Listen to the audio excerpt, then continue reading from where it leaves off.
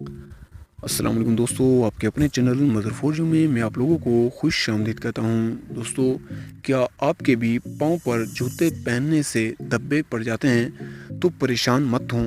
आज की इस वीडियो में मैं इस चीज़ का हल लेकर आया हूँ। अगर जूतों की वजह से पाँव पर धब्बे पड़ जाएं तो इसके लिए 4 बड़े चम्मच ग्लिसरीन में एक बड़े नींबू का रस मिलाकर किसी शीशी में रख लें। रोज़ाना इस मिक्सचर से पाँव के धब्बों पर मालिश करें। बाद में पाँव धो लें। चंद दिनों में ही आपके पाँव साफ हो जाएंगे।